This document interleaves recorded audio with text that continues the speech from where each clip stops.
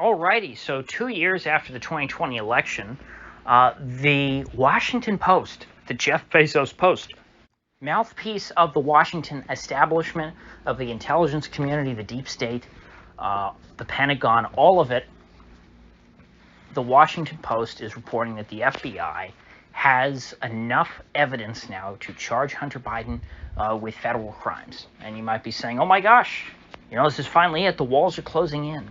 Justice is working. John Durham or whoever, they pulled through. JFK Jr. is going to take down Uncle Joe and Hunter. Well, I guess I'll spoil things for you. It's not over any of his corrupt dealings. It's not over anything to do with Ukraine or Burisma or anything of the like. It's nothing to do with his father using Hunter Biden as a cutout for bribery to try and capitalize or leverage his position as vice president to enrich himself and his family. No, the charges that they're talking about leveling against Hunter Biden are the kind to take Hunter Biden out of commission without any collateral damage, without doing any damage to anyone else besides himself, which is similar what they do to people like Jeff Epstein or Ghislaine Maxwell. When they outlived their usefulness, they were charged with crimes that only affected them and did not implicate any of their real-life conspirators in the real crimes they were committing.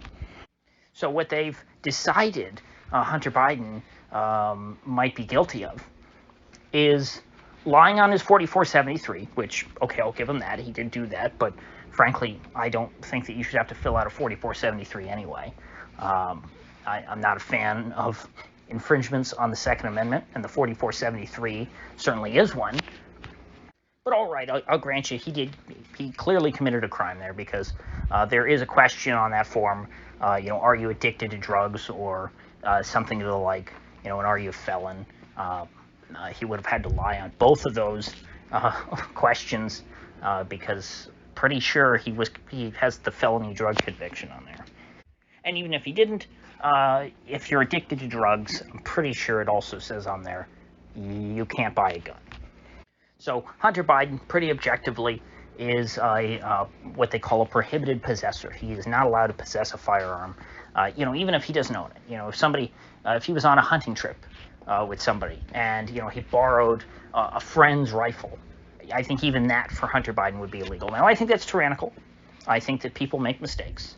And this idea that you can't touch a gun for the rest of your life, I think is absurd. So, lo and behold, the FBI, they are so corrupt that when they finally try and take down Hunter Biden, the thing that they want to take him down for, I have to defend him on.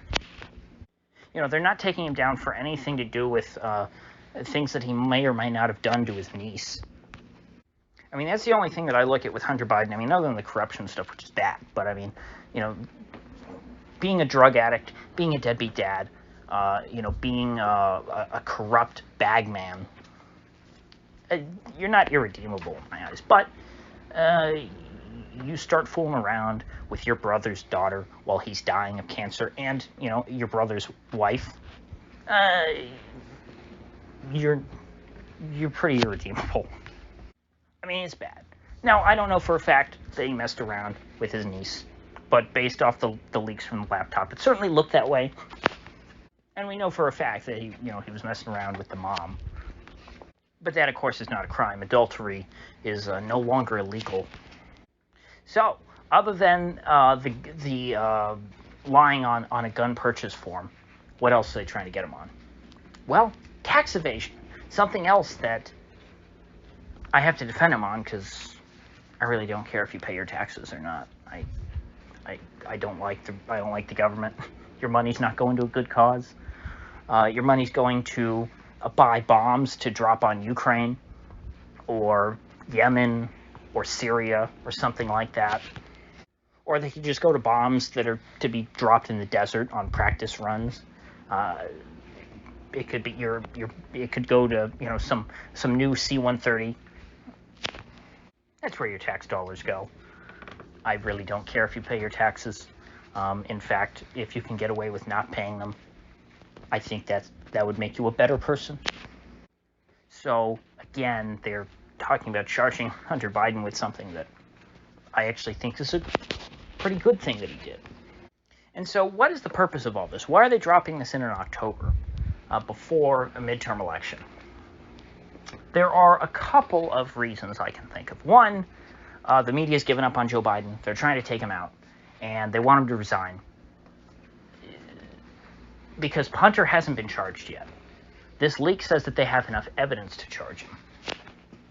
And so there's a potential here that they're trying to put pressure on Joe Biden to resign, pass the torch to Kamala Harris. We get President Harris. We get rid of Joe Biden and his scandals and his senility. Hunter Biden, maybe, as a kickback, will get off the hook. In fact, they could be pressuring Joe Biden to pardon his son. And then he pardons Hunter, forced to resign because that looks terrible. And we get President Harris. How likely is that? I would say less than 50%, maybe 40% max. I think that the more likely thing at this stage is that they're trying to neutralize Hunter. Hunter has been an albatross hanging over this White House, and by making it look like he's being brought to justice, by charging him with a couple of smaller crimes without really investigating his deeper corruption, it gives an air of, okay, we'll see. The Bidens are not above the law. Hunter was charged with a crime because he committed a crime, but it's not a very big crime. And so it dulls the attacks of people who are attacking him over maybe some of the worst things that he might have done. And at the same time, it provides cover for Biden supporters to say, well, how can you say that, Hunter's being shielded and all this? Look, he's, he may end up in jail. But at the same time, if that was your goal, to try and neutralize Hunter, do something to him, give him a bit of a slap on the wrist. I mean, it's more than a slap on the wrist. These probably be felony charges. You wouldn't do it in October, before a midterm election. That's not what you would do. You would want to do this as far away from an election as possible, like a year ago, or maybe 6 months from now. That's when you would unveil this stuff about Hunter, try and take down Hunter, neutralize him, get him out of the news, get the story over with quickly, have him do a plea deal, don't go to trial, get it out the headlines, and then everyone can say, oh, look, Hunter was punished. He did some bad stuff. We all know that. And, he's had to face the consequences. But here, going right before a midterm election, this looks to me more like trying to put pressure on Biden himself. So I only put that at 40% because it makes more sense to me, but it's hard for me to really say that, to say I think that they're trying to take out Biden. Because Biden really hasn't done anything to get on the deep state's bad side. Biden is just bad at his job. And his job is to stand there, look pretty, act like the President of the United States while making none of the decisions. That is Biden's role. It always has been. And he can't even do that right. That's how incompetent he is. And I feel bad for him, in the sense that, he's a tired old man who just can't even stand there and look pretty. But he's also a corrupt old politician with a lot of skeletons in his closet. And maybe the regime feels that he is weighing them down. And that's even someone as unlikable as Kamala Harris could be a better figurehead for this regime. Keep in mind that Kamala herself was a cop. I don't think she was a federal prosecutor, but she was the Attorney General of California. And so maybe she has some pull with these people. Or who am I kidding? It wouldn't be her personally. It would be whoever the handlers are, whoever the big time folks in the Democratic leadership.